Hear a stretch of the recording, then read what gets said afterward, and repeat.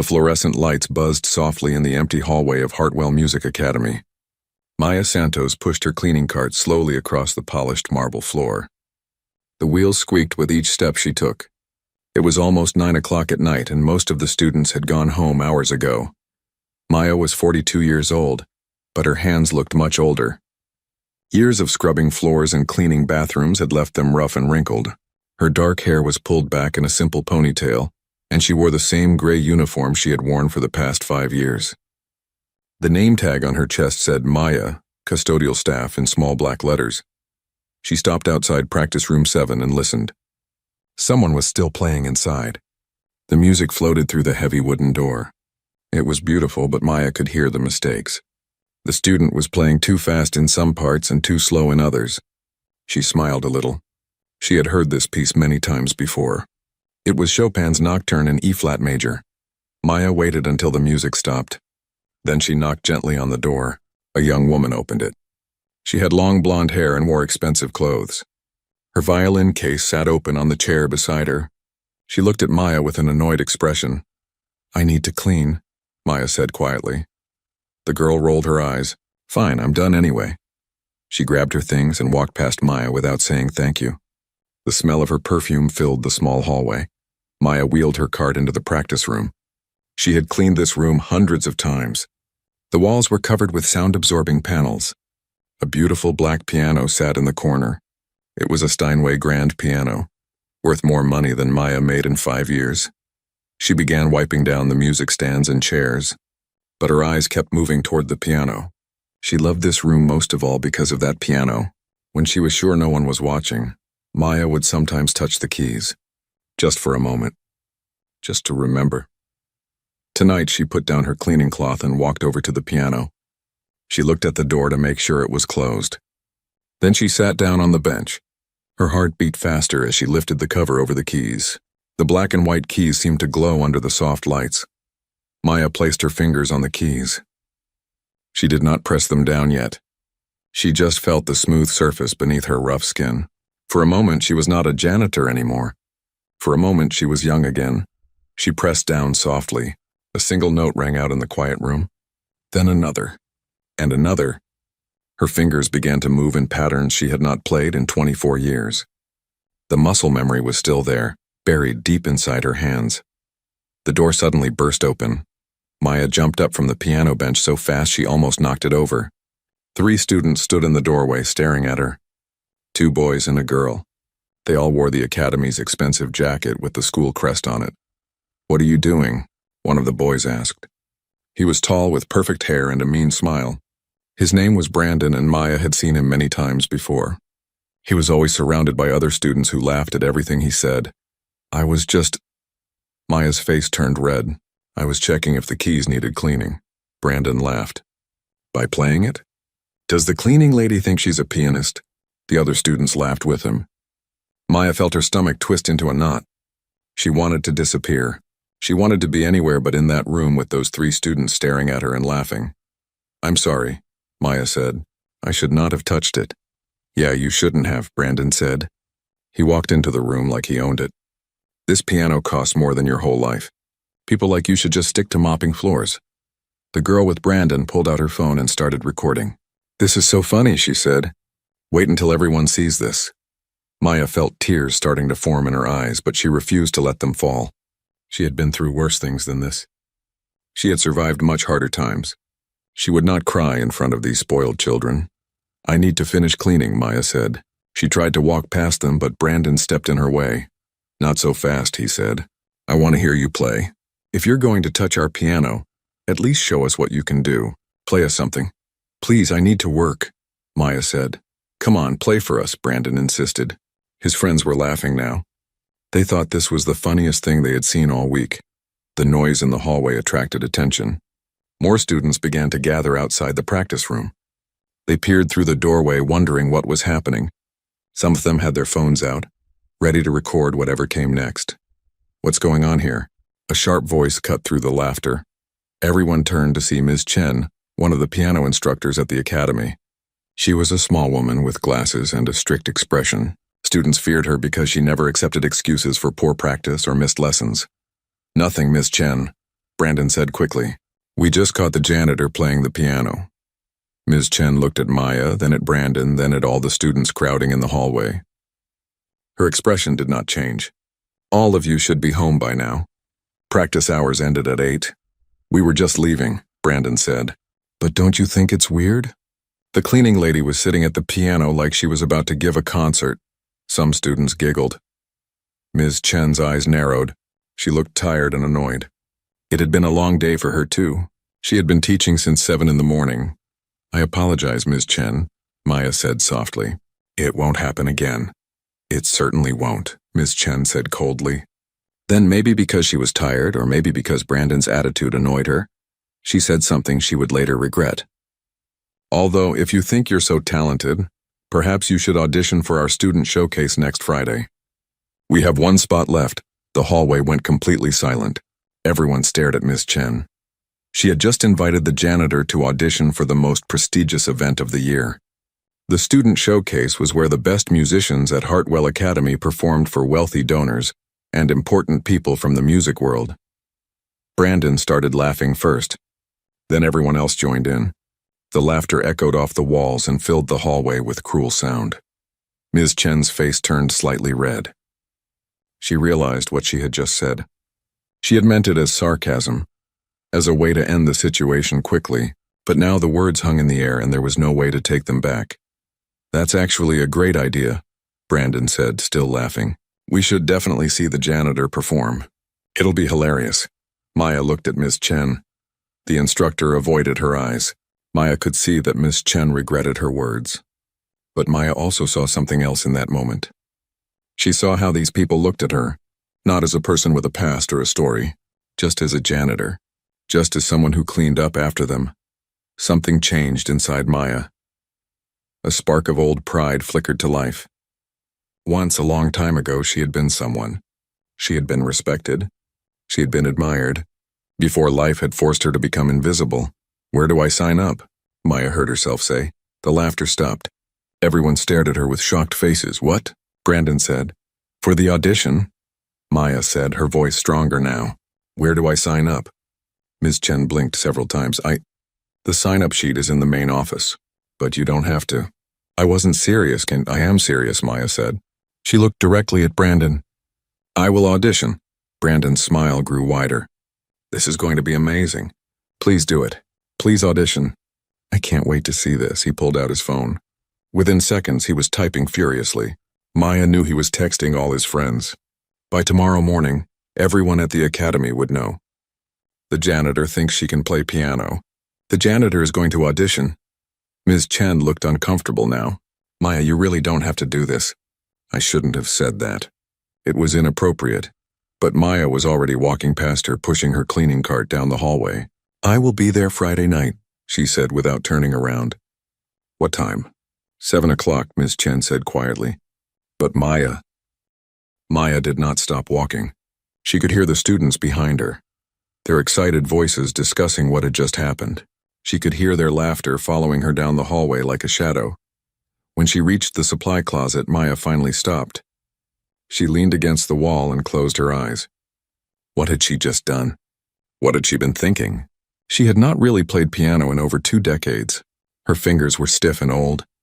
She worked 12-hour days, 6 days a week. When would she even practice?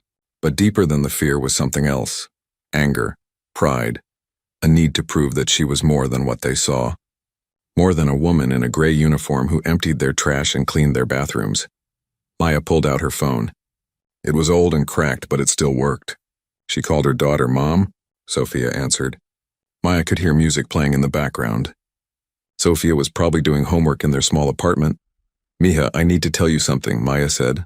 What's wrong? You sound weird. Maya took a deep breath. I just did something crazy. She told Sophia everything. About the students finding her at the piano. About the laughter. About Ms. Chen's sarcastic invitation. About how she had agreed to audition in front of the whole school. There was silence on the other end of the line. Maya waited. She expected Sophia to tell her she was being foolish, to tell her to forget about it and not embarrass herself. Mom, Sophia finally said, did you really play piano? I mean, before? Yes, Maya said. A long time ago. Before you were born. Before everything. Why didn't you ever tell me? Maya felt her throat tighten. Because that life is gone. That person is gone. I am just a janitor now. No, Sophia said firmly. You are my mother. And if you say you can play piano, then you can play piano. Those rich kids have no idea who you really are. I don't even know if I can still do it, Maya admitted. It has been so long. Then you practice, Sophia said simply.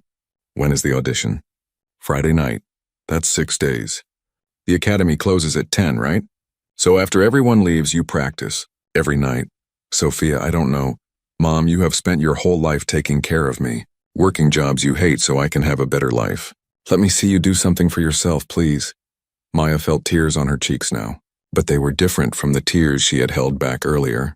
These tears were not from shame. They were from something else. Something she had not felt in years. Okay, Maya whispered. I will try. You'll do more than try, Sophia said. You'll show them. After they hung up, Maya stood in the supply closet for a long moment. Then she finished her cleaning for the night. She worked through every hallway, every classroom, every bathroom. Her body was tired, but her mind was racing. When the clock struck 10 and the building was finally empty, Maya returned to practice room 7. She closed the door behind her and locked it. She turned off the overhead lights, leaving only the small lamp near the piano. She sat down at the bench. Her heart was pounding. She placed her hands on the keys and tried to remember, not just the notes but the feeling. The joy she used to have when she played. Her fingers felt thick and clumsy. The first sounds that came out were wrong, harsh, ugly. She stopped and tried again. Still wrong. Her hands did not move the way they used to. They did not flow across the keys with grace and ease. Maya felt frustration building inside her chest. Maybe Brandon was right. Maybe she was just a janitor who had foolish dreams. Maybe she should quit now before she humiliated herself in front of everyone. But then she thought of Sophia's voice on the phone. She thought of all the sacrifices she had made. She thought of the girl she used to be before life had beaten the music out of her. Maya closed her eyes and took a deep breath. She let her hands rest on the keys without pressing down. She remembered her grandmother's voice from so long ago. Music is not in your fingers, Majita. It is in your heart. Let your heart guide you. She began to play again, this time slower, gentler, not trying to be perfect, just trying to remember what it felt like to make music. Note by note, the sounds began to come together. They were still rough and imperfect. But underneath the mistakes, underneath the years of rust and silence, there was something. A melody, a memory, a ghost of the musician she had once been. Maya played until midnight. Her fingers ached and her back hurt from sitting. But she felt more alive than she had felt in years. When she finally left the academy that night, she walked past the bulletin board in the main hallway. There she saw the sign-up sheet for the Friday showcase. Several names were already written on it in neat handwriting. Maya took the pen that hung from a string beside the sheet. Her hand shook slightly as she wrote her name at the very bottom of the list. The ink looked dark against the white paper. Maya Santos. She whispered to herself. 7 p.m. Friday. She walked out into the cold night air. The streets were quiet. Her old car sat in the parking lot, the only vehicle left. As she drove home through the empty streets, Maya felt fear and excitement mixing together in her chest. In 6 days, everyone would be watching her. The students, the teachers, the parents. They would all expect her to fail. They would come to laugh at the janitor who thought she could play piano like the rich students. But Maya had survived things that none of those students could imagine. She had crossed an ocean to give her daughter a better life. She had worked jobs that broke her body and her spirit. She had endured humiliation and hardship that would have destroyed weaker people. Maybe she would fail on Friday. Maybe she would embarrass herself in front of everyone. But at least she would try. At least she would step onto that stage and show them that she was brave enough to take the chance. Maya pulled into the parking lot of her apartment building. It was a small, rundown complex in the cheapest part of town. The paint was peeling and the stairs creaked. But it was home. Sophia was waiting up for her. She jumped off the couch when Maya walked in. "Well?" Sophia asked. "Did you practice?" Maya nodded. She could not speak because emotion had closed up her throat. Sophia hugged her tightly. "I'm proud of you, Mom. I don't even know what I'm going to play yet," Maya said. "Or what I'm going to wear. Or how I'm going to get through this without having a heart attack." "We'll figure it out," Sophia said. "Together. That night, Maya lay in bed unable to sleep. She stared at the ceiling and thought about the last time she had performed in front of people. She had been 18 years old. Her grandmother had been in the front row, smiling with pride. The whole world had been open in front of her, full of possibilities. Then her father had gotten sick. Then the bills had come. Then the dreams had died one by one, until there was nothing left except survival. But maybe, Maya thought, maybe it is not too late. Maybe she could still show the world who she really was. Not just a janitor, not just a tired woman in a gray uniform, but someone with talent, someone with a story, someone who mattered. Outside her window, the city lights twinkled like distant stars. Somewhere out there, Brandon and his friends were probably still laughing about what had happened. They were probably already planning how they would record her failure and share it with everyone. Let them laugh, Maya thought. Let them make their plans. She would make plans too. She would practice every night. She would remember everything her grandmother had taught her, and on Friday night she would walk onto that stage with her head held high. Whatever happened after that, at least she would know she had tried. At least she would know she had been brave enough to take back a piece of the person she used to be. Maya finally fell asleep as the first light of dawn began to creep through her window. And in her dreams she played piano for a crowd that did not laugh. In her dreams, her fingers flew across the keys like they used to, and the music filled the air like magic. In 6 days, she would find out if those dreams could become real. Maya woke up early on Saturday morning, even though she did not have to work. Her whole body ached from the hours she had spent at the piano the night before. Her fingers felt stiff and sore, but her mind was clear. She had 5 days left to prepare. Sophia was already awake, sitting at their small kitchen table with her laptop open. She looked up when Maya walked in. "I've been researching," Sophia said. "What piece are you going to play?" Maya poured herself a cup of coffee. The apartment was cold and she wrapped her hands around the warm mug. "I don't know yet. It has to be something I used to know well, something that might still be in my fingers." "What did you used to play? When you were younger?" Maya sat down across from her daughter. She had never talked much about her life before. It was too painful, too full of memories of everything she had lost. "I played many things," Maya said quietly. "My grandmother taught me from the time I was 5 years old. She was a very famous pianist in Manila. Everyone knew her name." Sophia's eyes were wide. "Really? Why didn't you ever tell me this?" "Because it feels like a different life, like it happened to a different person." Maya took a sip of her coffee. "My grandmother believed I had a gift. She said my fingers were blessed. She trained me every single day. Hours and hours of practice, and did you like it? Or did she force you?" Maya smiled a little. "I loved it. Playing piano was the only thing I ever wanted to do. When I was at the piano, nothing else mattered. Not school, not friends, not anything. Just the music. So what happened? Why did you stop?" Maya's smile faded. "Your grandfather got very sick when I was 18. Cancer. The treatment was expensive. Very expensive. We had no money. My grandmother was too old to work. I was the only one who could help." Sophia reached across the table and took her mother's hand. "I had been offered a scholarship," Maya continued, "to study in Vienna. It was my dream. But I could not leave my father. So I stayed. I got a job at a hotel, then another job at a restaurant. Then another job cleaning offices at night. I worked and sent all my money for his treatment." "Did he get better?" Maya shook her head. "He died after 2 years. By then I had no time for music anymore. I was too busy surviving. Then I met your father. We got married quickly. Too quickly. I was pregnant with you 6 months later. And then he left," Sophia said quietly. "Yes. When you were 2 years old, he said he wanted to go to America to find work. He promised to send for us. He sent money for a while, then the money stopped. Then the phone calls stopped. I never heard from him again." Sophia squeezed her mother's hand. "I'm sorry, Mom, don't be sorry. If he had stayed, I would never have come to America. And you would not have the opportunities you have now. Everything happens for a reason, Mija." They sat in silence for a moment. Outside they could hear the sounds of the city waking up. Cars honking, people shouting, sirens in the distance. "So what piece will you play?" Sophia asked again. Maya thought carefully.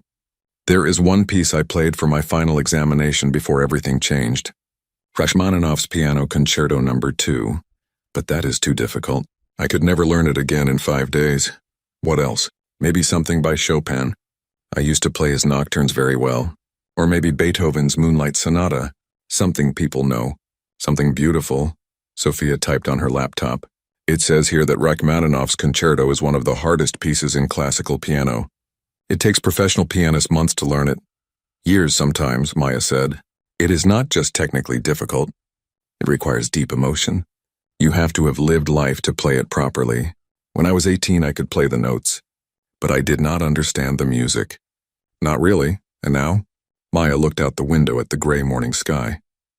Now I have lived enough life for 10 pieces like that. But my fingers are old and slow. My body is tired. I don't know if I can do it anymore. Then don't try to be perfect, Sophia said. Just play something that shows them who you are. Something that tells your story. Maya nodded slowly. You are right. This is not about being perfect. This is about showing them I am more than they think I am.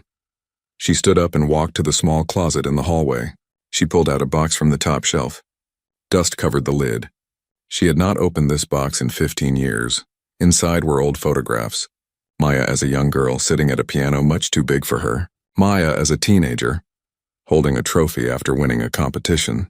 Her grandmother standing beside her smiling with pride. Programs from concerts. Newspaper clippings with her name and photograph.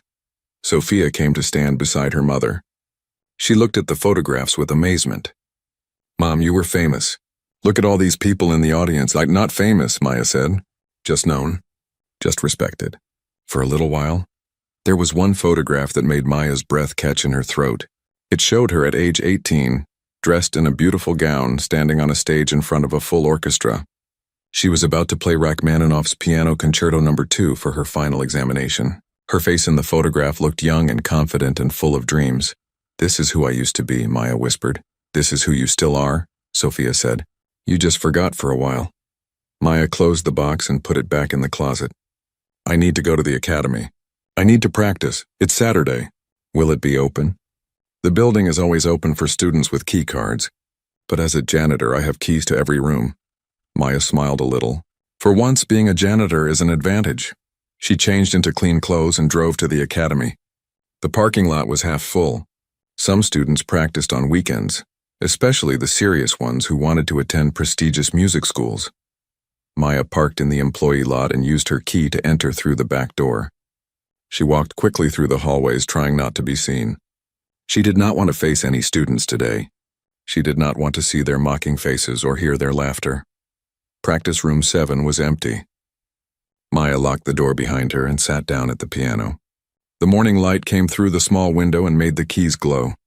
She began with simple exercises, scales, arpeggios, things her grandmother had taught her when she was a child. Her fingers stumbled over notes that used to come easily. The sound was rough and uneven. After an hour, her hands hurt badly. She took a break and shook them out. This was going to be harder than she thought. Maya tried playing a simple piece by Mozart. It was something every beginning student learned. But even this felt difficult. Her timing was off. Her fingers hit wrong notes. She sounded worse than the students she listened to every night while she cleaned. Frustration built up inside her chest. Maybe this was a terrible mistake. Maybe she should just tell Ms. Chen she had changed her mind. Maybe she should accept that some dreams stay dead once they die. But then she remembered Brandon's face. His cruel smile, the way he had laughed at her, the way all of them had looked at her like she was nothing. Maya took a deep breath and started again. She practiced for 4 hours straight. By the time she left, her fingers were red and swollen. Her back ached from sitting. But some of the pieces were starting to come back to her, slowly, painfully, but they were coming back. On Sunday, Maya returned to the academy again. This time she saw Brandon in the hallway with his friends. They were laughing about something. When Brandon saw Maya, his smile grew even wider. Hey, it's the piano player, he called out loudly. His friends turned to look. Are you practicing for your big performance? Because I've been telling everyone about it. The whole school is so excited. Maya did not respond. She walked past them with her head down, heading for the practice rooms. Don't be nervous, Brandon called after her. I'm sure you'll be amazing. I mean, how hard can it be, right? If you can push 'em up, you can push piano keys. His friends burst out laughing. The sound followed Maya down the hallway like an echo. In practice room 7, Maya closed the door and leaned against it. Her heart was pounding. Her hands were shaking. For a moment she felt like running, just leaving the building and never coming back. But then she thought of Sophia and her grandmother, and all the dreams she had buried so deep she had almost forgotten they existed. Maya sat down at the piano and began to play. Monday came, and Maya had to work her regular shift at the academy. As she pushed her cleaning cart through the hallways, she heard students talking about her. Some of them pointed and whispered. Others laughed openly. In the cafeteria, she overheard a group of students making bets about what would happen on Friday. Bet she doesn't even show up. One girl said, I bet she plays for 10 seconds and then runs off crying. A boy said, I bet she plays Mary Had a Little Lamb. Brandon said. Everyone at his table laughed. Maya kept her head down and kept working. She cleaned their tables and emptied their trash. She pretended not to hear them, but every word cut into her like a knife. That night, after everyone left, Maya practiced until 2 in the morning. She had decided what to play. Not something safe and easy. Not something that would just get her through the audition without embarrassment. She would play Rachmaninoff's Piano Concerto No. 2, the piece from the photograph. The piece that required not just skill but soul. It was crazy. It was impossible. She had only 4 days left. But Maya did not care about possible anymore. If she was going to do this, she would do it right. She would play the piece that meant something. The piece that told her story. Tuesday night, Sophia came to the academy to watch her mother practice. Maya had given her a spare key. Sophia sat in the corner of practice room 7 with her homework spread out on a chair. Maya played the opening movement of the concerto. Her fingers tripped over the difficult passages. She missed notes. She lost her timing. When she finished, she put her head in her hands. It's terrible, Maya said. I sound like a student who just started learning. This piece is too hard. I should choose something else. Sophia stood up and walked over to the piano. Play it again. What's the point?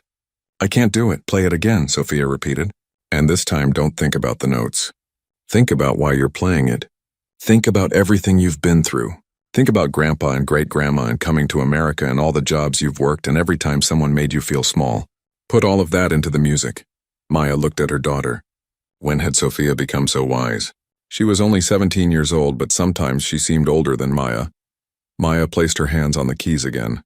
She closed her eyes, and she thought about everything Sophia had said. When she began to play this time, something shifted. The notes were still imperfect. She still made mistakes. But underneath the mistakes, there was feeling. There was pain and loss and hope and determination. The music was not just sound anymore. It was a story. When Maya finished, she opened her eyes. Sophia was crying. That, Sophia said quietly. That is what you need to play on Friday. Wednesday was Maya's day off from work. She spent 12 hours at the academy, practicing until her fingers bled. Literally bled. The rough edges of some keys had cut into her worn skin. Sophia brought her bandages and food. Mom, you need to rest. I can't rest. I only have 2 more days. You're going to hurt yourself, but Maya could not stop. The music had awakened something inside her that had been sleeping for too long. Every note she played was a memory coming back to life. Every chord was a piece of herself she had thought was lost forever. By Thursday, word had spread far beyond the academy. Someone had posted about Maya's audition on social media. The video of Brandon confronting her in the practice room had gone viral locally. Hundreds of people had seen it. Most of the comments were cruel. Who does she think she is? This is going to be so embarrassing. I feel bad for her. Someone should tell her not to do this, but some comments were different. I hope she's amazing and proves everyone wrong. Rooting for the cleaning lady. She has courage. That's more than most people have. Maya tried not to read the comments. But Sophia showed her the supportive ones. See, Mom, not everyone wants you to fail. Some people are cheering for you. Thursday night was Maya's last chance to practice. She worked her regular shift first, cleaning the academy from 6 to 10. Then she went to practice room 7 for the last time before the audition. She played the concerto 3 times all the way through. The first time, she made many mistakes. The second time, it was better. The third time, something magical happened. Maya forgot about the audition. She forgot about Brandon and the other students. She forgot about being a janitor and being poor and being tired. She just played. And the music poured out of her like water from a broken dam. All the years of sacrifice, all the dreams that had died, all the times she had felt invisible and worthless and small, all of it came through her fingers and into the music. When she played the final notes, Maya sat in silence for a long moment. The room seemed to echo with the sound even after it had faded. She looked at her hands. They were covered in bandages. They were rough and scarred from years of hard work, but they could still make beauty. They could still tell her story. Maya stood up from the piano and looked around the practice room one last time. Tomorrow night, she would play on the big stage in front of hundreds of people. Tomorrow night, everyone would see if she really had what it took. If she was really more than just a janitor, she was terrified. Her heart raced every time she thought about it.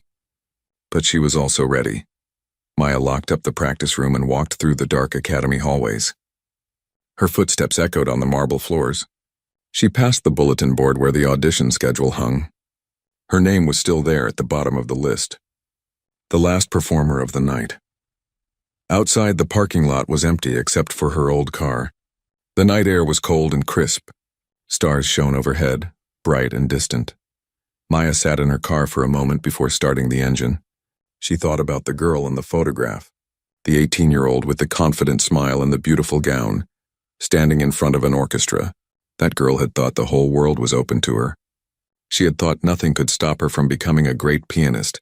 That girl had been wrong. Life had stopped her. Poverty had stopped her. Responsibility had stopped her.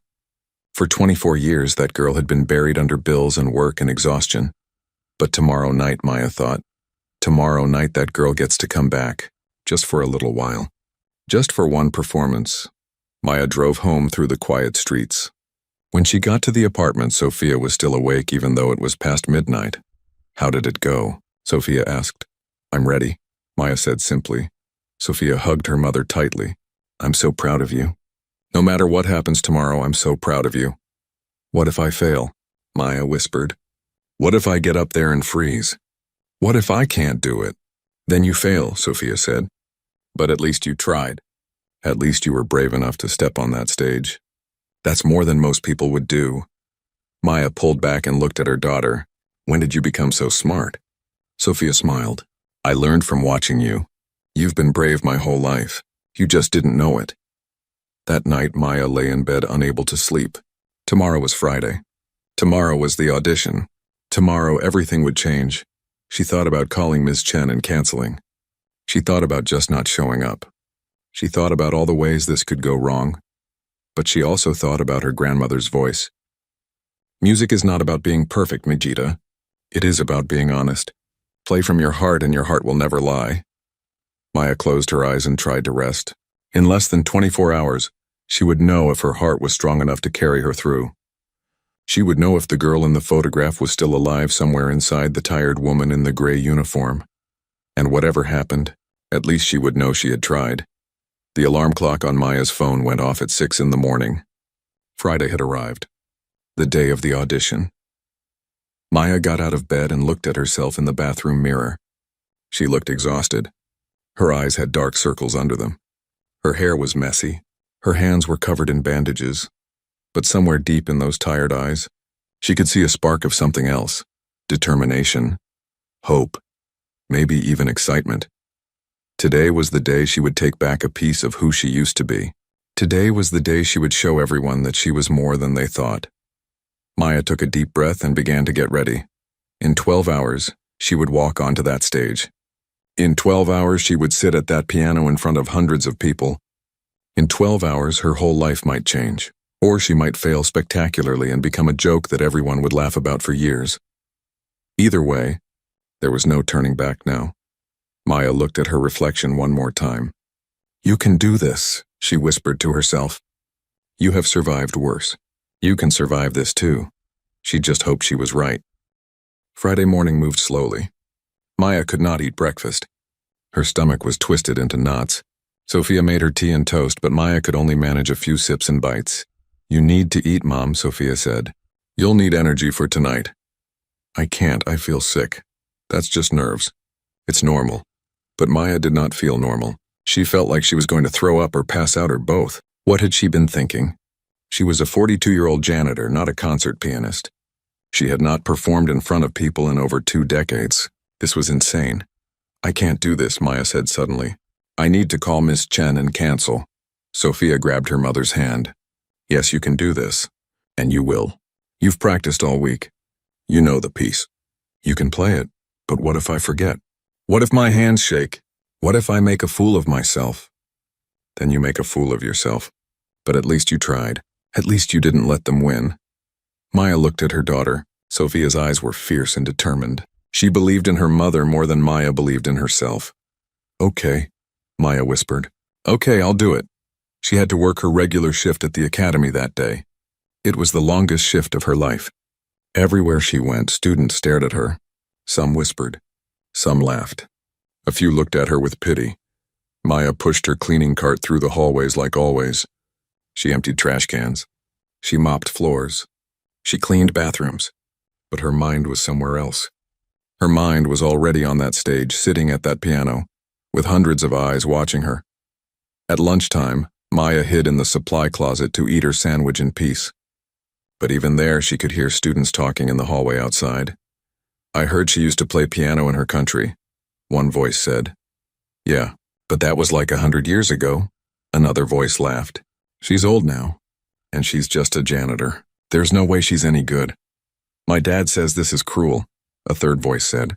He says Ms. Chen should never have challenged her like that. He says the school should stop the audition. Why? It's going to be hilarious. I can't wait to see her face when she realizes she can't do it.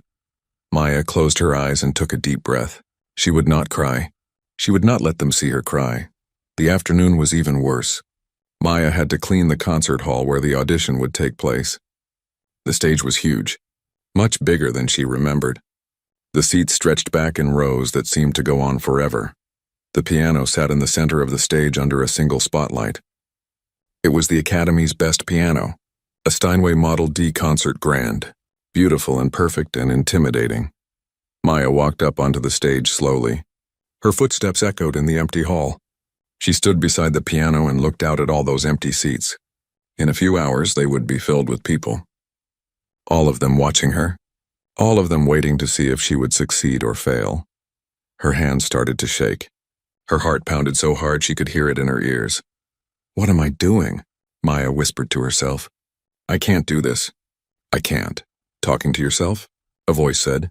Maya spun around. Ms. Chen was standing at the back of the stage holding a clipboard. I'm sorry, Maya said quickly. I was just cleaning. I'll finish and leave. Ms. Chen walked forward. She looked tired and uncomfortable. Maya, I need to talk to you. Maya's heart sank. You want me to cancel? I understand. This was a mistake. No, Ms. Chen said. She sighed and rubbed her forehead. Actually, I wanted to apologize.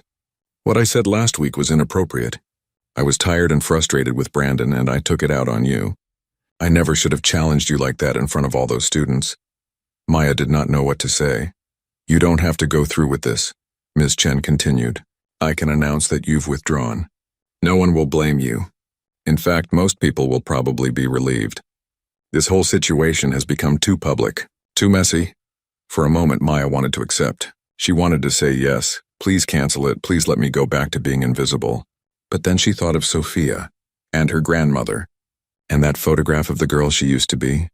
No, Maya said quietly. I will perform. Ms. Chen looked surprised. Are you sure? It's not too late to change your mind. I'm sure. What will you play? Rachmaninoff. Piano Concerto No. 2. Ms. Chen's eyes went wide. That's one of the most difficult pieces in the classical repertoire. Maya, are you certain? Maybe you should choose something simpler, something shorter. I'm certain, Maya said. She was surprised by how steady her voice sounded. Inside, she was terrified. But outside, she kept her face calm. Ms. Chen studied her for a long moment. Then she nodded slowly. Okay, you're scheduled last at 9:47. The audition starts at 7. There are 15 students performing before you. I'll be ready. Ms. Chen started to walk away, then turned back. Maya, for what it's worth, I hope you prove everyone wrong, including me. After Ms. Chen left, Maya sat down on the edge of the stage. Her hands were still shaking. She looked at the piano, then out at all those empty seats. "Please don't let me fail," she whispered to the empty hall. "Please." Maya finished her shift at 6 o'clock. She went to the employee locker room to change. She had brought the only nice dress she owned. It was simple and black, nothing fancy. She had bought it at a thrift store 3 years ago for a funeral. Her hands shook as she buttoned the dress. She looked at herself in the cracked mirror. The dress was a little too big. Her shoes were old and worn. Her hair was going gray at the temples. She did not look like a pianist. She looked like exactly what she was, a tired, middle-aged woman who cleaned buildings for a living. Maya felt tears starting to form in her eyes. This was a mistake. She should leave now. She should just walk out the back door and never come back. But then the locker room door opened. Sophia walked in carrying a small bag. "Mom," Sophia said, "I came as soon as school got out. I brought you something." She opened the bag and pulled out a blue dress. It was simple but elegant, much nicer than the black dress Maya was wearing. "Where did you get this?" Maya asked. "I borrowed it from my friend Emma. She's the same size as you. And look, I brought makeup too. Let me help you." "Miha, you don't have to." "Mom, let me help you. Please." Maya sat down on the bench. Sophia carefully applied makeup to her mother's face. Light foundation to cover the tiredness. A little blush to add color. Mascara to make her eyes stand out. Lipstick that was soft and natural. Then Sophia helped her change into the blue dress. It fit perfectly. The color made Maya's skin look warm and alive. "Now your hair," Sophia said. She brushed out Maya's hair and pinned it up in a simple but elegant style. When she was done, Sophia stepped back and smiled. "Look in the mirror." Maya turned to look at her reflection. She barely recognized herself. The tired janitor was gone. In her place was a woman who looked dignified, confident, beautiful. "Is that really me?" Maya whispered. "That's who you've always been," Sophia said. "We just had to remind you." There was a knock on the locker room door. A student assistant poked her head in. "Excuse me, are you Maya Santos? They're starting the auditions in 10 minutes. You need to come to the backstage area." Maya's heart jumped into her throat. "Already?" "Mom, you've got this," Sophia said. She squeezed her mother's hand. "I'll be in the audience. I'll be watching. And I'll be so proud of you no matter what happens." Maya hugged her daughter tightly. "Thank you, Mija, for everything." "Go show them who you are, Mom." Maya followed the student assistant through the hallways to the backstage area. Her legs felt weak. Her hands were cold and clammy. The blue dress suddenly felt too tight. She could not breathe properly. The backstage area was crowded with students. They were the other performers waiting for their turn. They all wore expensive concert clothes. Their instruments gleamed. They looked confident and prepared. When Maya walked in, everyone turned to stare at her. The room went quiet. Brandon was there holding his violin. When he saw Maya, a huge smile spread across his face.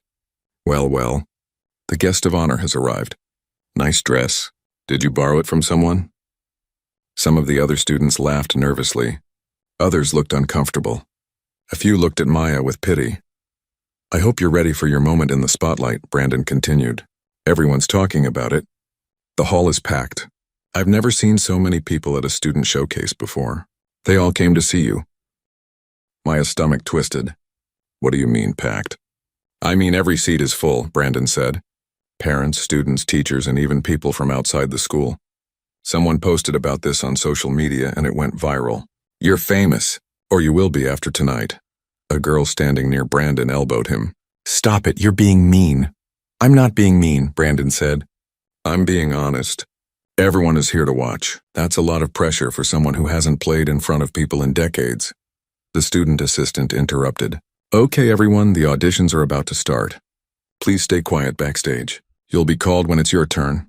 The students moved toward the stage door to peek out at the audience. Maya heard their whispers. "Wow, the hall really is packed. There must be 400 people out there, and this is crazy." Maya felt dizzy. 400 people, all of them waiting to see if she would fail. All of them probably expecting her to fail. She found a chair in the corner and sat down. She closed her eyes and tried to calm her breathing. In through the nose, out through the mouth, just like her grandmother had taught her before performances. "Remember, Mijita," her grandmother's voice echoed in her memory. The music is not about them. It is about you. Play for yourself. Play for your own heart. The rest does not matter. The first student was called to perform. Maya heard him walk onto the stage. She heard the audience applause. Then she heard him begin to play a Beethoven sonata. It was good. Very good, actually. The student was talented. One by one, the students performed. Maya heard violin solos and flute performances. She heard a cello piece that was beautiful and moving. She heard piano performances that were technically perfect. Each one made Maya's confidence shrink a little more. These were trained musicians, young, talented, and well-educated. What made her think she could compete with them? What made her think she belonged on the same stage? The minutes ticked by slowly. 7 o'clock became 8 o'clock. 8 o'clock became 9 o'clock.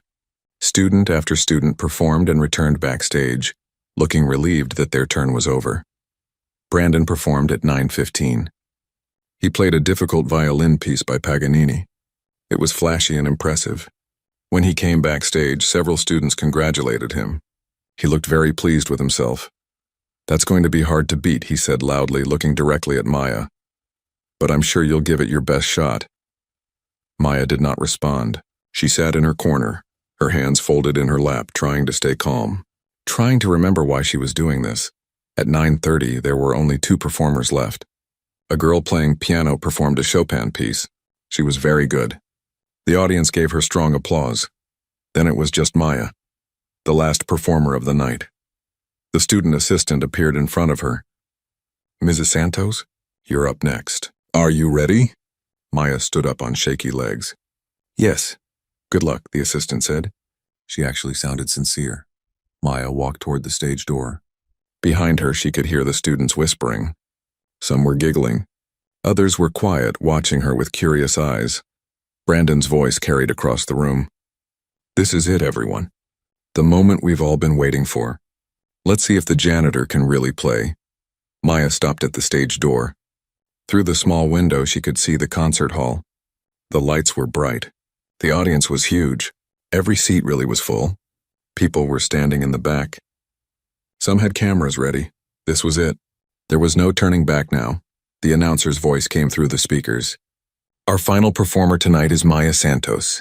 She will be playing Piano Concerto No. 2 by Rachmaninoff." There was a strange sound from the audience. Not quite applause. More like murmuring, whispers. Maya heard some laughs, some sounds of surprise. The stage door opened. The student assistant nodded at Maya. "It's time." Maya took a deep breath. She thought of Sophia sitting somewhere in that audience. She thought of her grandmother who had believed in her so much. She thought of all the years she had spent being invisible and small and quiet. Tonight, she would be none of those things. Maya stepped through the door and walked onto the stage. The lights were so bright they almost blinded her. She could barely see the audience, but she could hear them. Whispers everywhere. Some laughs, some gasps. She walked across the stage slowly. Her legs felt like they were made of water. Her heart pounded so hard she thought it might explode. The piano sat in the center of the stage under the spotlight. It looked enormous, beautiful, terrifying. Maya reached the piano and stood beside it for a moment. She looked out at the audience. 400 faces all turned toward her, all waiting, all watching. She saw Brandon sitting in the 3rd row, his phone out, ready to record. She saw Ms. Chen sitting with the other teachers, her face tense with concern. She saw Sophia near the back, standing because all the seats were full. Sophia gave her a small wave and a smile. Maya took a deep breath and sat down at the piano bench. She adjusted her position. She placed her hands on the keys. They were shaking so badly she could barely keep them still. The audience grew quieter, waiting, watching. Maya closed her eyes. She thought about the girl in the photograph. The 18-year-old who had played this same piece 24 years ago. That girl had been so sure of herself, so confident, so full of dreams. Maya thought about everything that had happened since then. Her father's death, her failed marriage, the years of working multiple jobs, the exhaustion, the poverty, the humiliation, the countless times she had been ignored and dismissed and treated like she did not matter. All of it came together in this moment. All of it had led her to this stage. Maya opened her eyes. She stopped shaking. Her hands became steady. This was not about proving anything to Brandon or the other students. This was not about showing Miss Chen she had been wrong. This was not even about the music, really. This was about taking back her dignity. This was about standing up and saying, I matter. I have value. I am more than what you see. Maya took one final breath. Then she began to play. The first notes of Rachmaninoff's Piano Concerto No. 2 floated out into the silent hall. Soft, gentle, like a whisper or a prayer. And everything changed. The murmuring stopped. The laughing stopped. The entire audience went completely still, because the sound that came from that piano was not the sound of a janitor pretending to play. It was not the sound of someone who had forgotten how to make music. It was the sound of someone who had lived, someone who had suffered, someone who had survived. It was the sound of a true pianist. Maya's fingers moved across the keys with grace she thought she had lost. The muscle memory came back stronger than ever. Her hands knew this piece. Her heart knew this piece. Her soul knew this piece. The music built slowly, note by note, phrase by phrase. The audience sat frozen, barely breathing. Some people leaned forward in their seats. Some had tears in their eyes. Maya played on. She forgot about the audience. She forgot about being nervous. She forgot about everything except the music pouring out of her hands. This was why she had given up everything all those years ago. This was why she had worked so hard. This was why she had endured so much. Because of this. Because of the beauty that could come from struggle. Because of the music that could only exist after you had known pain. The first movement built to its powerful climax. Maya's whole body moved with the music. Her fingers flew across the keys. The sound filled every corner of that enormous hall. And 400 people sat in absolute silence, watching a janitor transform into something they had never expected, watching her become someone they would never forget. Maya's fingers danced across the piano keys with a grace that seemed impossible. The second movement of Rachmaninoff's concerto began with soft, delicate notes that floated through the concert hall like falling leaves. This movement was the heart of the piece. Slow and emotional and achingly beautiful, it required not just technical skill but deep feeling. It required a performer to pour their soul into every note. Maya had that soul. She had earned it through years of sacrifice and loss, through nights of crying alone in her small apartment, through mornings of waking up exhausted and still getting up to work, through moments of feeling invisible and worthless and forgotten. All of that pain came through her fingers now. All of that struggle became music. In the audience, people were crying openly. A woman in the 5th row had her hand over her mouth, tears streaming down her face. An older man in the back wiped his eyes with a handkerchief. Even some of the students who had come to laugh sat with stunned expressions. Brandon's phone was still in his hand, recording. But his smug smile was gone. His face had gone pale.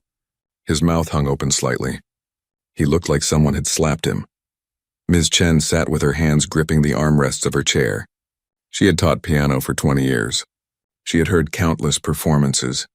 But this was something different. This was something special.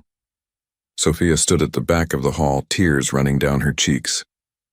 She had known her mother could play, but she had never heard her mother play like this. With such power, such emotion, such pure, raw beauty. Maya continued through the second movement. Her eyes were closed now. She did not need to see the keys. Her hands knew where to go. They had known for 24 years, even when she was not playing. The music had been sleeping inside her all this time, waiting for this moment to wake up. The melody was heartbreaking. It spoke of love and loss, of dreams that die and hopes that fade, of the quiet desperation of ordinary life. But underneath the sadness, there was something else, something stronger. There was survival. There was endurance. There was the stubborn refusal to give up, even when everything seemed hopeless. The second movement ended with gentle, fading notes. For a moment, there was complete silence. No one moved. No one breathed. The music hung in the air like a ghost. Then Maya began the third movement. This movement was completely different, fast and powerful and triumphant. Her fingers flew across the keys in cascading runs. The piano seemed to sing and shout and celebrate all at once. This was the hardest part of the entire concerto. The part where many professional pianists made mistakes. The part that required perfect coordination between both hands. The part that separated good pianists from great ones. Maya played it flawlessly. Her hands moved so fast they blurred. The notes came out in rushing waves of sound. The rhythm pounded like a heartbeat. The melody soared above it all, proud and unbreakable. The audience sat transfixed. This was not just a performance anymore. This was something larger. This was witnessing transformation. This was watching someone take back everything that had been stolen from them. Maya's face showed the effort now. Sweat beaded on her forehead. Her arms and shoulders worked with the music. Every muscle in her body was engaged in bringing this piece to life. But she did not falter. She did not hesitate. She played with confidence that came from somewhere deep inside, from a place that remembered who she used to be, from a place that refused to forget. The third movement built toward its explosive finale. The music grew louder and faster. Maya's fingers pounded the keys with force. The piano's sound filled the entire hall until it seemed like the walls themselves were vibrating. In the front row, the Academy's director sat with his mouth open. He had not wanted this audition to happen. He had thought it would be an embarrassment. He had considered canceling it. Now he was witnessing something he would never forget. Behind him, parents who had come to see their own children perform sat in stunned silence. They had expected to be polite and clap when appropriate. Instead, they were experiencing something that made their hearts race and their eyes fill with tears. The students backstage had crept to the stage door to watch. They pressed against the small window, trying to see. Even the ones who had laughed at Maya, even the ones who had made cruel jokes, could not look away now. Maya reached the final section of the concerto. This was it, the last sprint to the finish, the part where everything came together in one final burst of power and emotion. Her hands moved with impossible speed. Left hand playing bass notes that rumbled like thunder, right hand playing melody lines that sparkled like lightning, both hands working together in perfect harmony. The sound was overwhelming, massive. It filled every corner of the hall and seemed to shake the foundation of the building itself. Maya's face was intense with concentration. She swayed with the music, her whole body moving. 24 years of silence were breaking open. 24 years of being small and quiet and invisible were ending in this moment of pure, undeniable presence. The final chords approached. Maya could feel them coming. Her entire being focused on these last few seconds, on making them perfect, on making them count. She struck the keys with all the force she had left. The sound exploded through the hall. One chord, two chords, three massive crashing chords that seemed to announce, I am here. I exist. I matter. The final note rang out, powerful and clear. Maya's hands lifted from the keys. The sound echoed through the hall, growing softer and softer until it faded into nothing. Then there was silence. Complete, absolute silence. Maya sat at the piano, her hands still raised above the keys. Her chest heaved as she tried to catch her breath. Sweat ran down her face. Her arms trembled from the effort. The silence stretched on. 1 second, 2 seconds, 3 seconds. Maya's heart sank. Had she done something wrong? Had the performance been terrible? Was the audience sitting in shocked silence because she had embarrassed herself? She lowered her hand slowly and looked out at the audience. 400 faces stared back at her. Mouths open, eyes wide, some with tears streaming down their cheeks. Then someone stood up. It was an older man in the back row. He began to clap slowly at first, then faster. His applause rang out in the silent hall. Then someone else stood, a woman in the middle section. She began clapping too.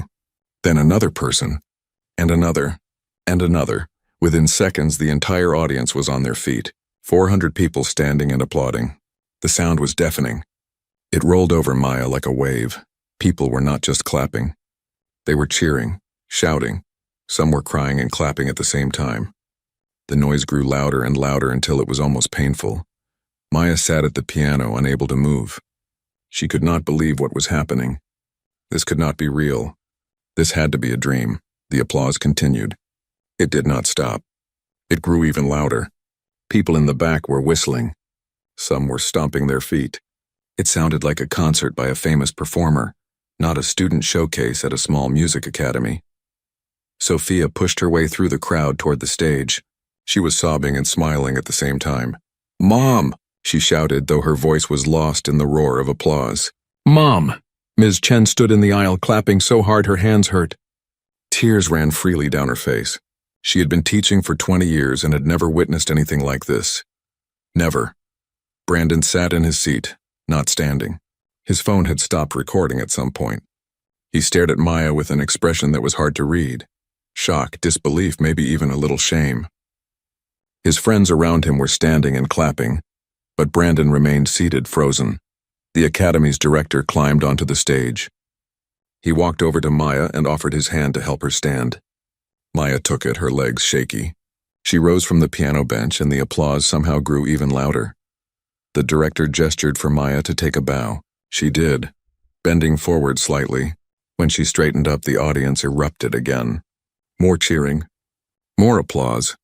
The sound seemed like it would never end. Maya looked out at all those faces.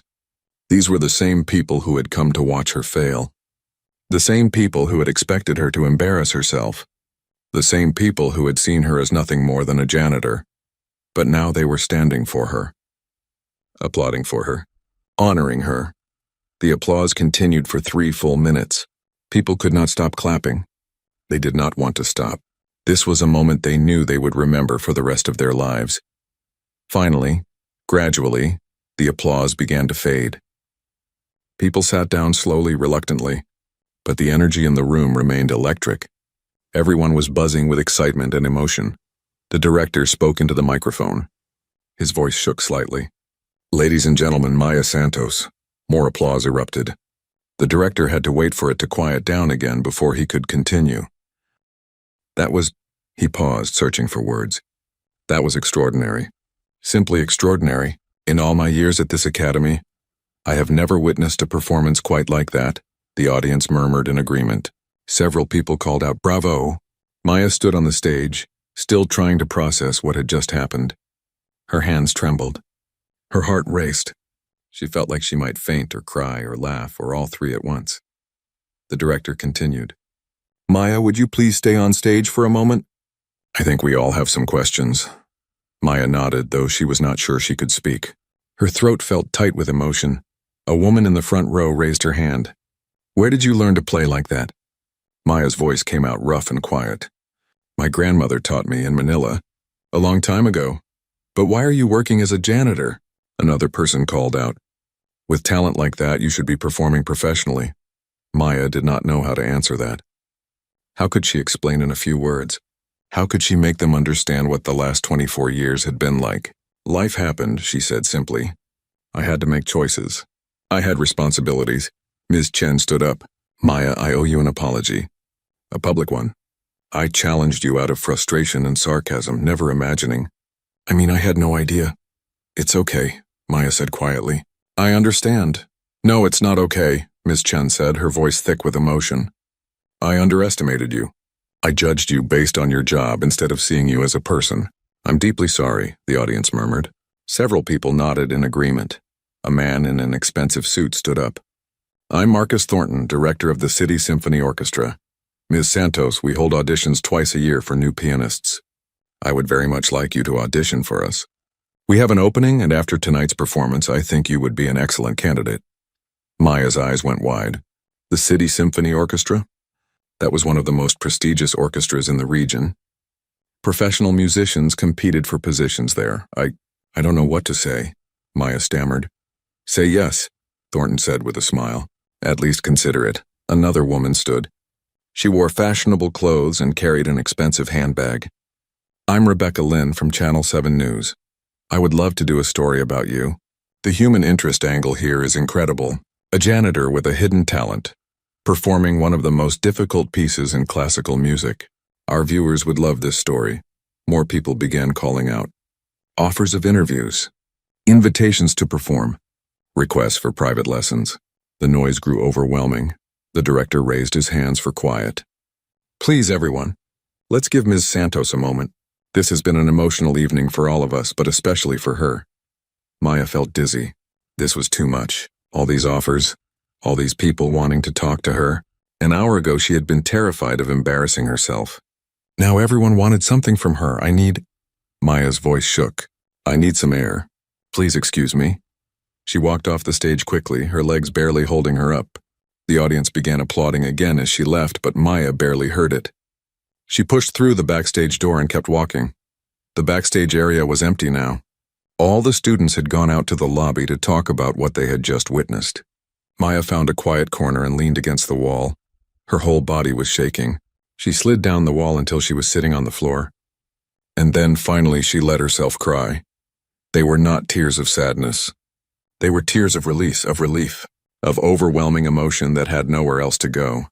For 24 years she had carried the weight of lost dreams. For 24 years she had been invisible. For 24 years she had been just a janitor, just a poor immigrant, just someone people looked through instead of at. But tonight she had been seen. Really seen. Not as a janitor or an immigrant or a poor woman in a borrowed dress, but as an artist, as a person with value and talent and worth. The door opened and Sophia ran in. She saw her mother on the floor and immediately knelt beside her. "Mom, are you okay? Why are you crying?"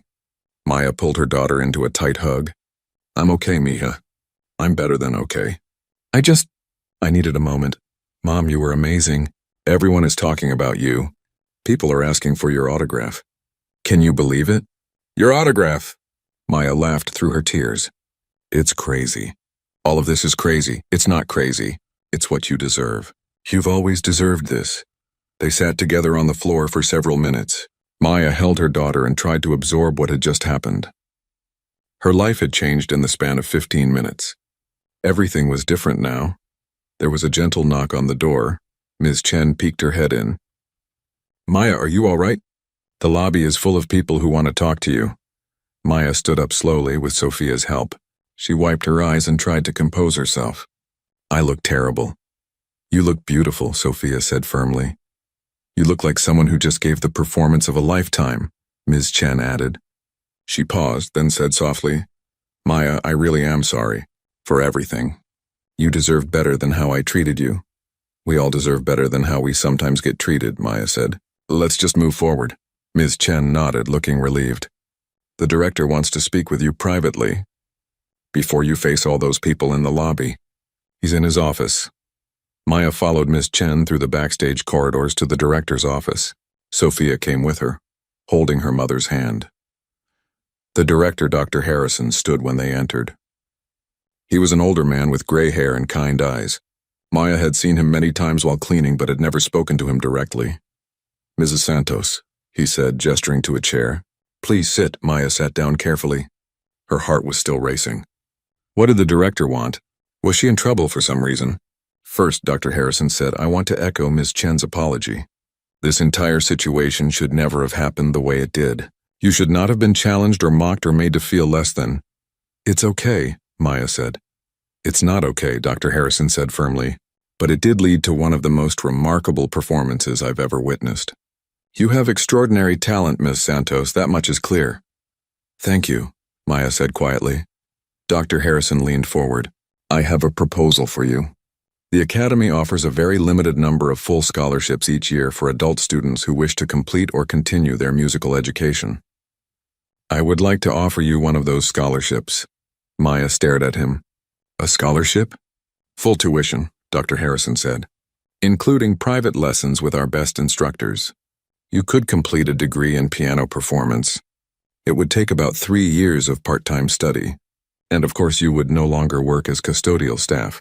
We would find you a different position, perhaps as a teaching assistant or in our administrative offices, something that pays better and allows you time to study." Maya could not speak. She looked at Sophia, who was grinning widely. "Mom, this is amazing," Sophia said. "You have to say yes." Maya shook her head slowly. "I don't know what to say." "This is so generous, but, Dr. Harrison asked gently. "But I'm 42 years old," Maya said. "I have a daughter to support. I have bills to pay. I can't afford to be a student again. I need to work. The new position would pay 20% more than your current salary," Dr. Harrison said, "and the hours would be more flexible. You could work and study at the same time. It won't be easy, but it's possible." Maya's mind raced. Go back to school? Study music again? Become a pianist? These were dreams she had buried so long ago she had forgotten they existed. "Can I think about it?" Maya asked. "Of course," Dr. Harrison said. "Take all the time you need. But Maya, I want you to know something. You belong here. Not cleaning our floors, though that work is honorable. But making music, teaching music, sharing your gift with others, that's where you belong. Tears filled Maya's eyes again. Thank you, she whispered. There was a knock on the door. The student assistant peeked in. Dr. Harrison? I'm sorry to interrupt, but there are a lot of people in the lobby waiting to speak with Ms. Santos. The local news is here, and someone says they're from a record label. It's getting pretty crowded. Dr. Harrison looked at Maya. Are you ready to face them? You can leave through the back if you prefer. No one would blame you. Maya stood up. She smoothed down her borrowed blue dress. She took a deep breath. I'm ready, she said.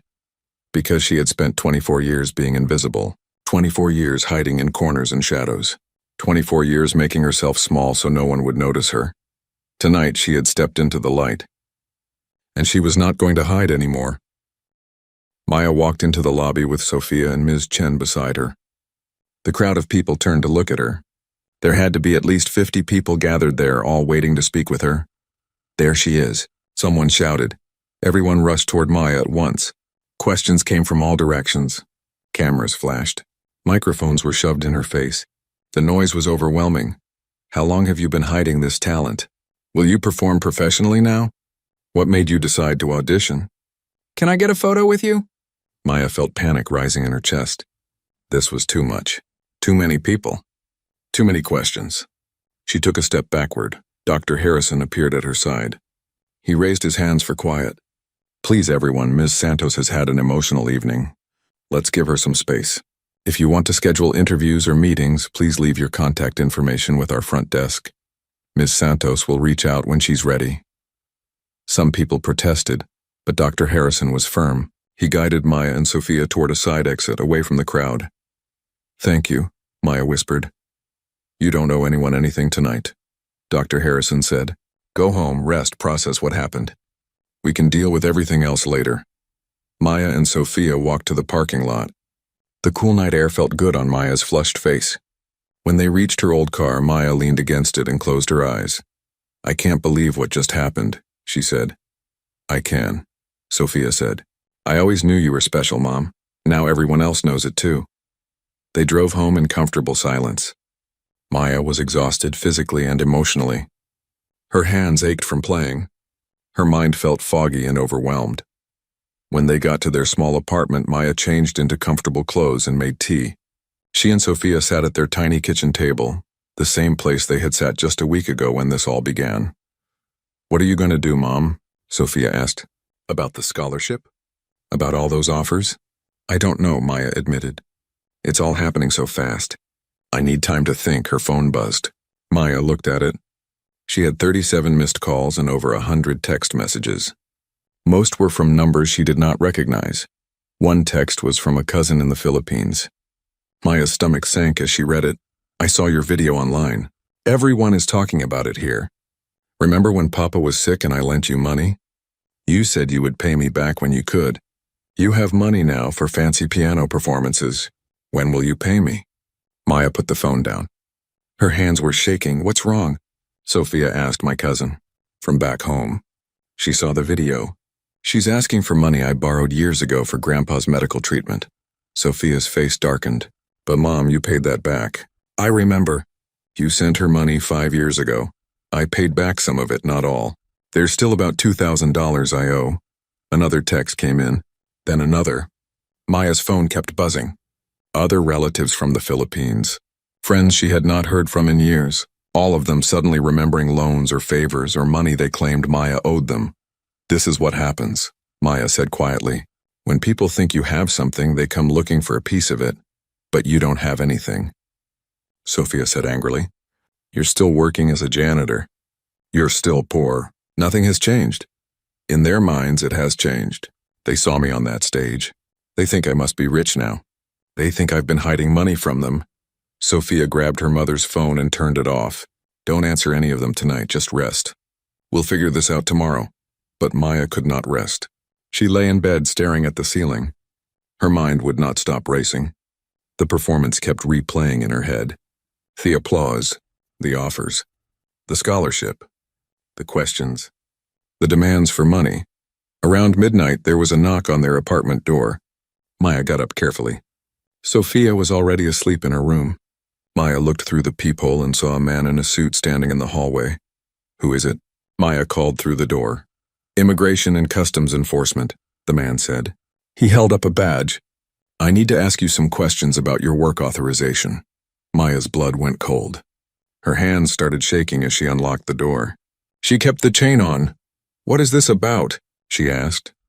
"We saw the video of your performance," the man said. "Very impressive, but it raised some questions. Your current work visa is for custodial work. Performing for audiences and potentially receiving payment for artistic performances may violate the terms of your visa. We need to verify your immigration status." "I was not paid for that performance," Maya said. "It was a student showcase at the school where I work. Still, we need you to come in for an interview. Monday morning, 9 a.m.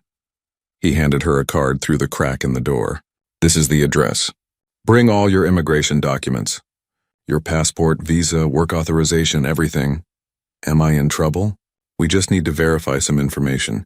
Make sure everything is in order." He smiled, but it was not a friendly smile. "We'll see you Monday." After he left, Maya closed the door and leaned against it. Her heart pounded in her chest.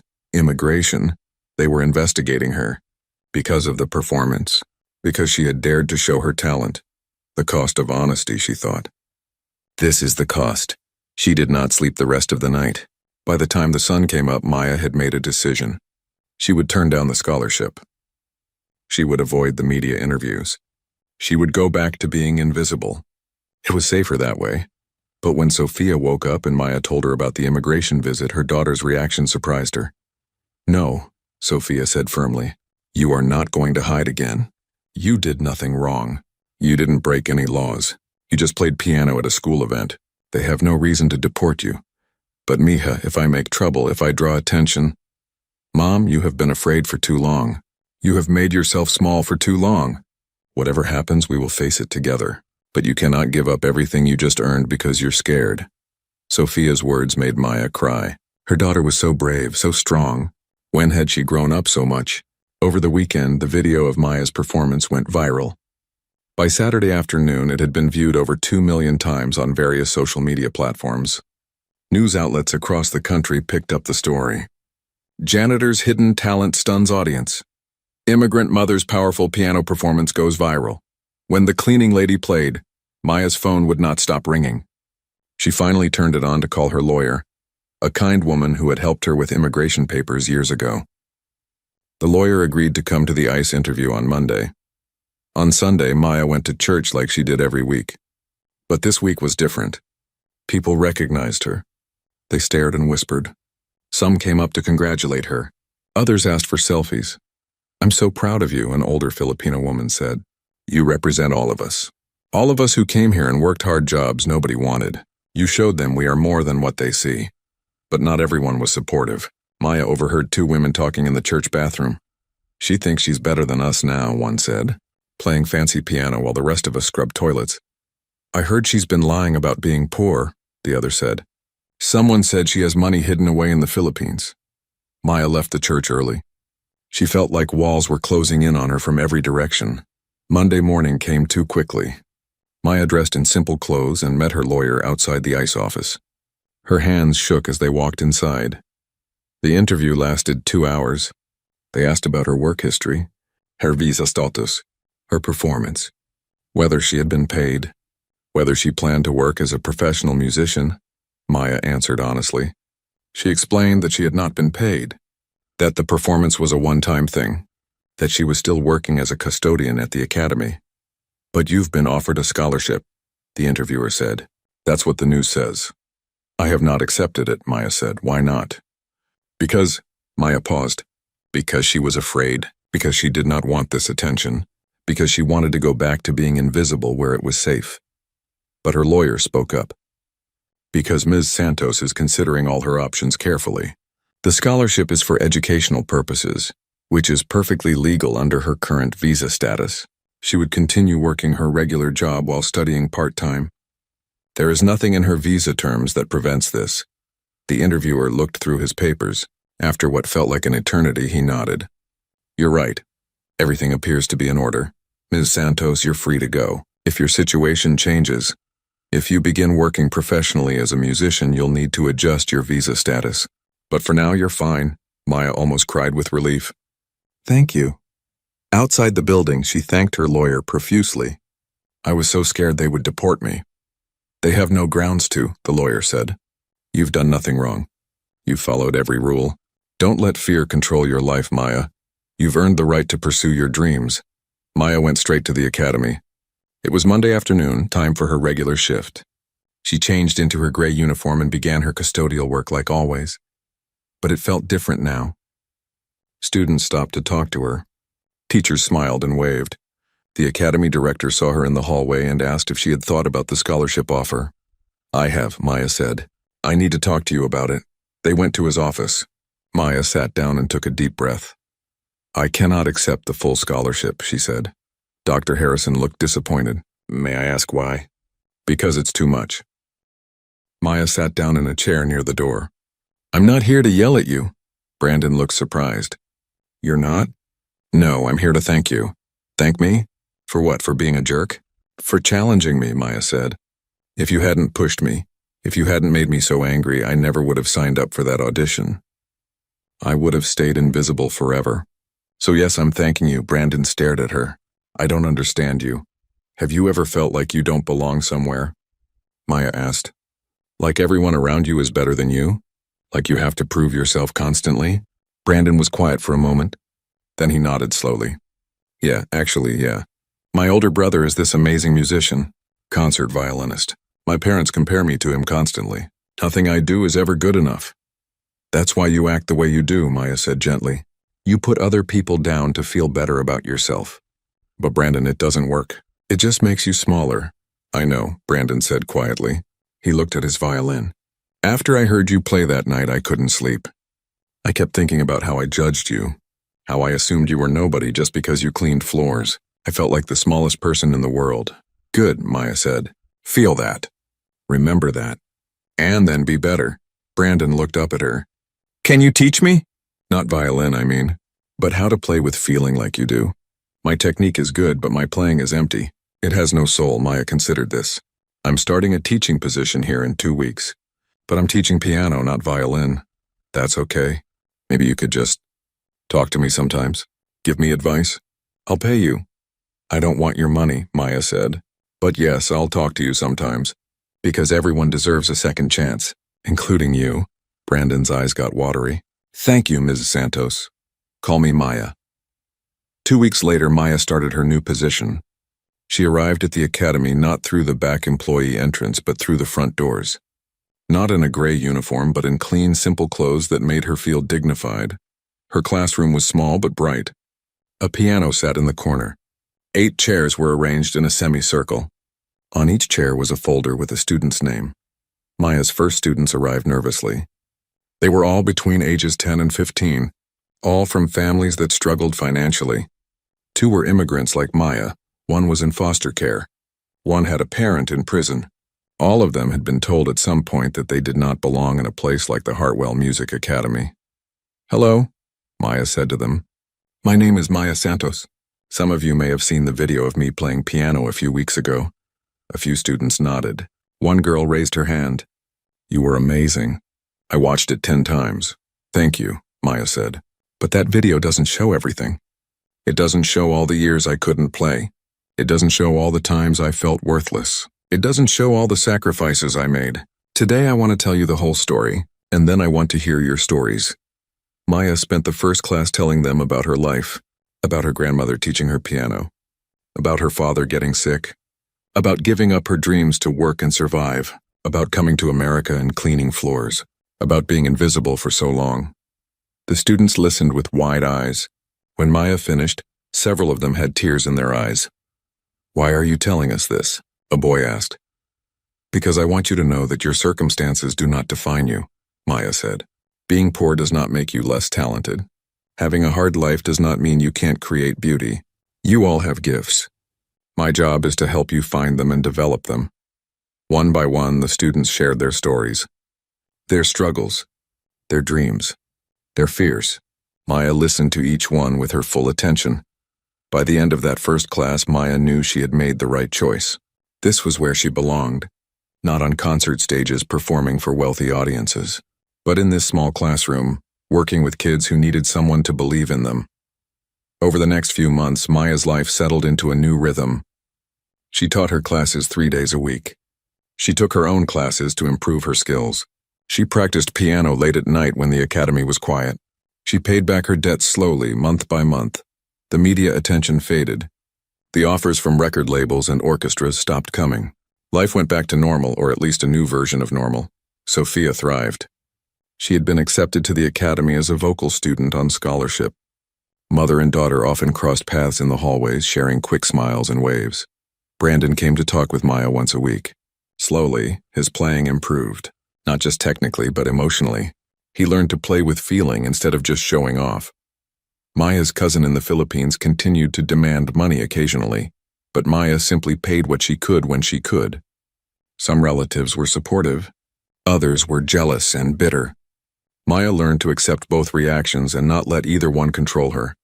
6 months after the famous performance, the academy held another student showcase. This time it featured Maya's students. The 8 kids from her class performed pieces they had learned. They were not perfect. They made mistakes. But they played with heart, with passion, with the knowledge that someone believed in them. Maya sat in the audience watching them, her eyes filled with tears of pride. This, she thought, this is why I'm here.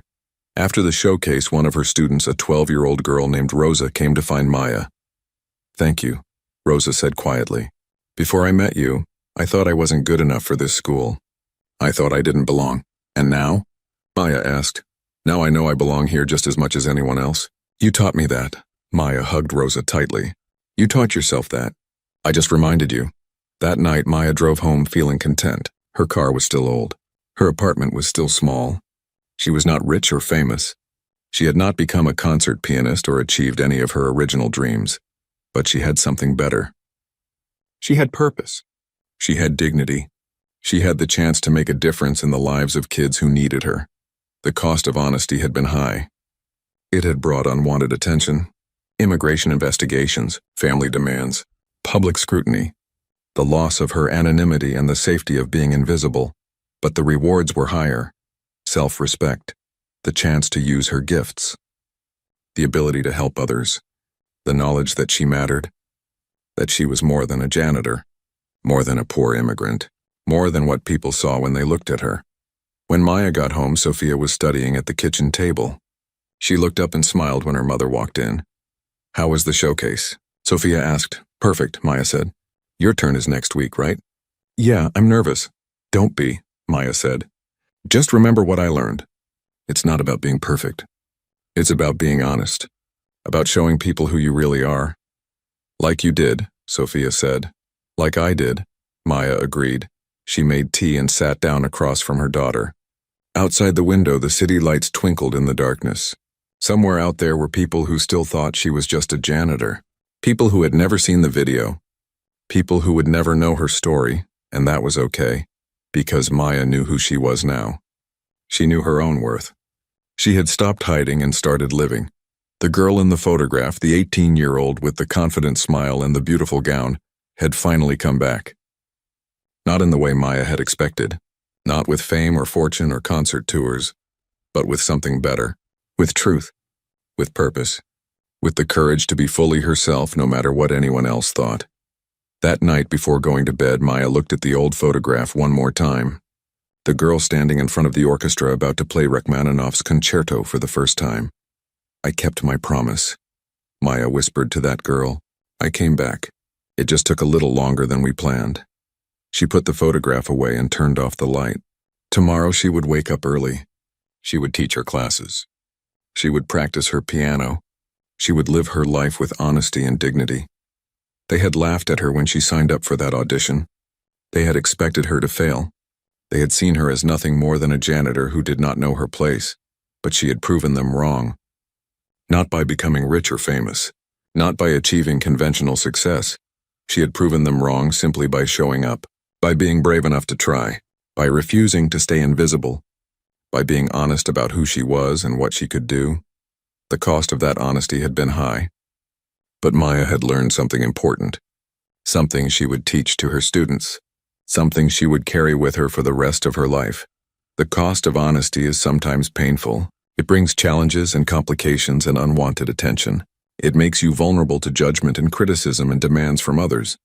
But the cost of dishonesty is higher. The cost of hiding who you are. The cost of making yourself small and invisible. The cost of burying your gifts and pretending you are less than you are. That cost was unbearable. Maya had paid it for 24 years. She would not pay it anymore. As she drifted off to sleep, Maya smiled. Tomorrow would bring new challenges. New students to teach, new pieces to learn, new ways to grow and help others grow. But tonight she could rest. Tonight she could be at peace with herself, because she had finally learned to live honestly. And that, she had discovered, was worth everything.